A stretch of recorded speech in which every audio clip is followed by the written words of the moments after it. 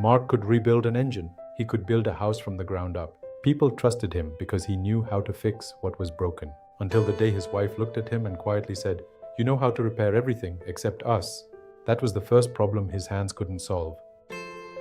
The man who could fix everything.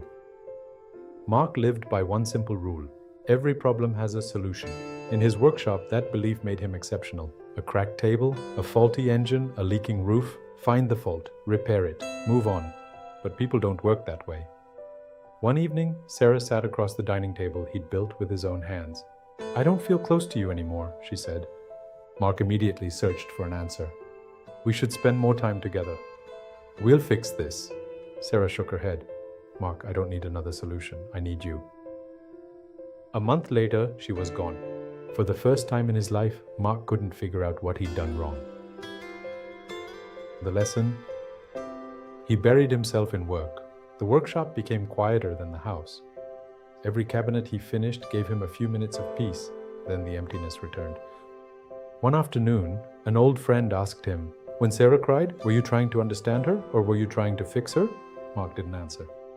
That night, he opened a book by Marcus Aurelius. One sentence stopped him. "You have power over your mind, not outside events." He read it again. For years, he'd been trying to control other people's reactions without ever questioning his own. The change, also. For Mark, nothing changed overnight. He still felt the urge to snap, to correct, to take control. He still failed some days. He was still impatient, still defensive, still quick to explain himself. But one day, an apprentice made an expensive mistake. The old Mark would have exploded. Instead, he paused, just for a second, long enough to choose a different response. The Stoics believed real freedom exists in that tiny space, between what happens and how you respond. From then on, Mark practiced every day, listening instead of interrupting, asking instead of assuming, trying to understand before trying to solve. Slowly, the strongest man in the workshop became the calmest one.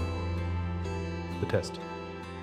Months later, a furious client stormed into the workshop. Everyone expected Mark to argue. Instead, he simply said, "You're right, we've let you down. Before I explain, I want to hear every concern you have." The room changed, not because the problem disappeared, because someone finally felt heard. That day, Mark realized something. He had spent decades building houses, but the hardest thing he'd ever built was himself. Most men learn how to master their careers. Some learn how to master money. Very few learn how to master their own minds. The Stoics believed that is where real strength begins. Not in controlling the world, but in no longer letting the world control you. If you have ever struggled to put down the tools and simply listen, drop a Stoic in the comments. If you want to master your mind, hit subscribe and activate your edge. I see you in the next one.